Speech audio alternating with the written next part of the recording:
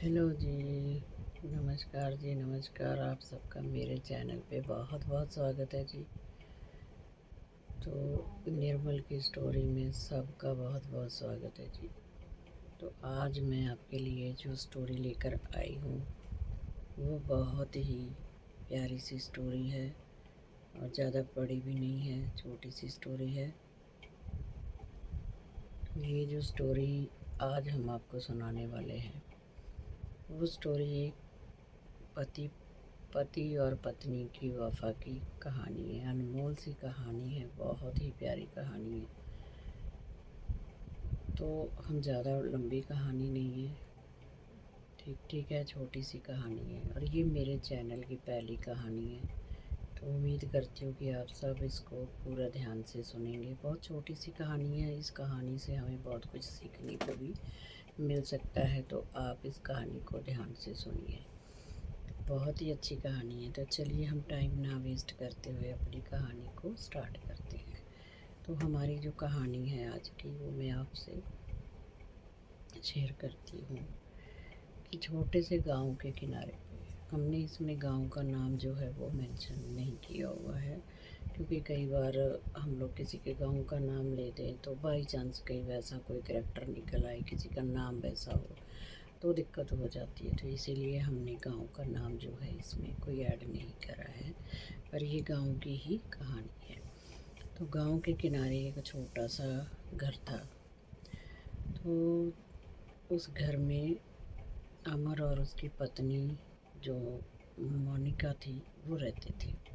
तो अमर जो था वो एक बहुत ही साधारण सा किसान था, जो मेहनत से अपने खेतों में काम करता था और अपना काम करके अपने घर का गुजारा चलाते थे।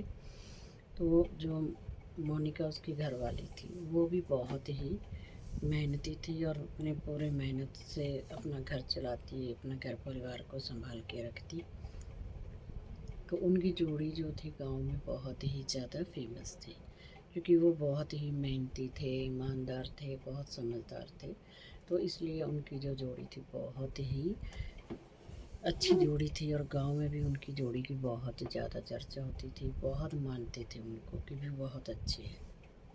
पर टाइम बीतता गया तो एक दिन संकट आ गया। पूरे संकट तो खैर पूरे गांव में ही आया, पर चलो कोई कोई अपना उस संकट से निकल जाता है, कभी कोई उस संकट में फंस भी जाता है। तो इस तरह से तो उनके ऊपर जो संकट आया, क्योंकि वो किसान था, तो इसीलिए उसके ऊपर जो संकट आया कि एक साल गांव में भयंकर सूखा पड़ गया। बारिश बारिश नहीं हुई, बारिश नहीं होगी तो किसान की तो फसल ही नहीं होती है, क्योंकि किसान की फसल तो बारिश होगी तो तभी होती है।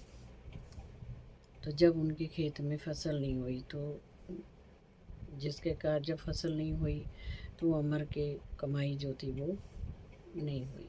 जब कमाई नहीं हुई तो उनको खाने पाने में भी दिक्कत हो गई, बहुत परेशानी का सामना करना पड़ रहा था, क्योंकि जब उनकी फसल नहीं हुई तो उनके पास पैसा नहीं आया। जब पैसा नहीं आया तो आगे घर में उनका गुजारा मुश्किल से होने लगा, यहाँ तक कि उनके घर में खाने पीने का भी जो था वो राशन पानी उनके घर में नहीं बचा। तो काफ़ी टाइम तक उन्होंने इन दिक्कतों का सामना करते रहे, हिम्मत नहीं हारी।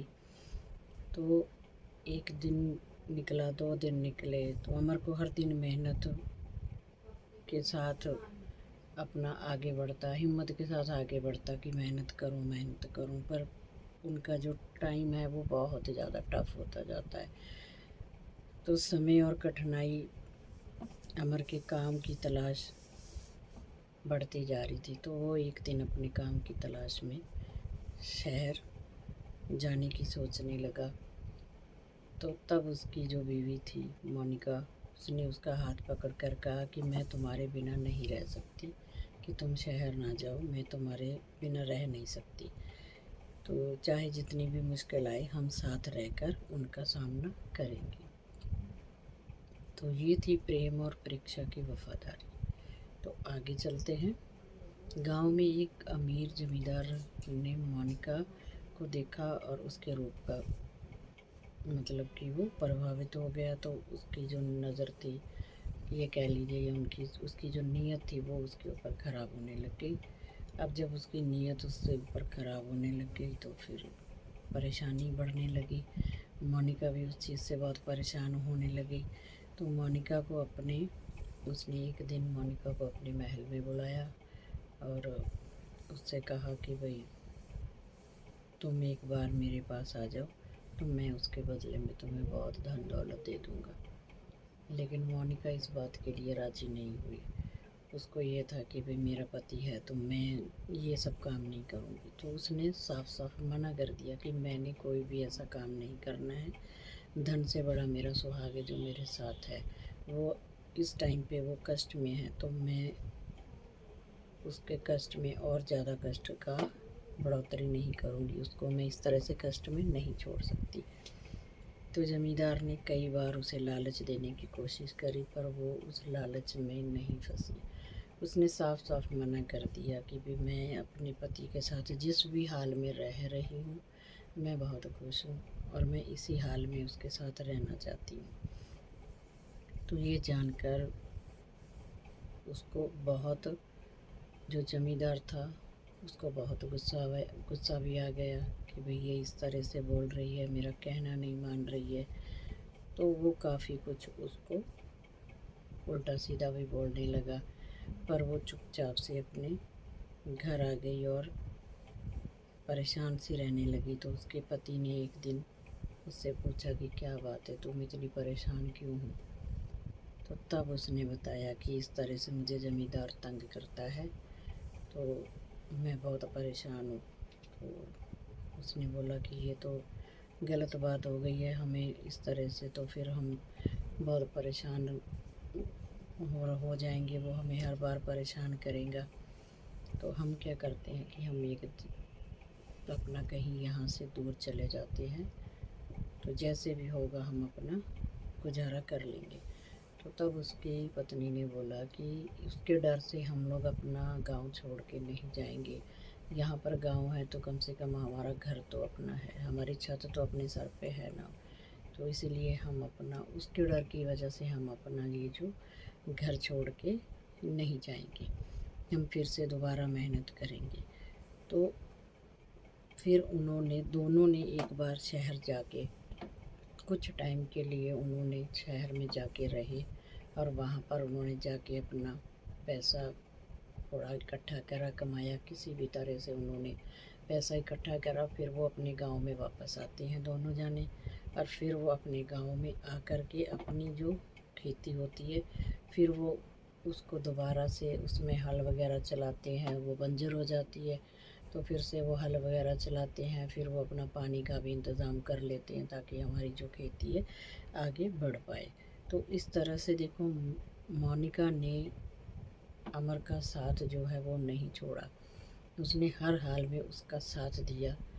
तो एक दिन उनकी मेहनत जो थी वो रंग लाई और उनके फिर से उनकी खेती बाड़ी भी बहुत हरी भरी हो गई।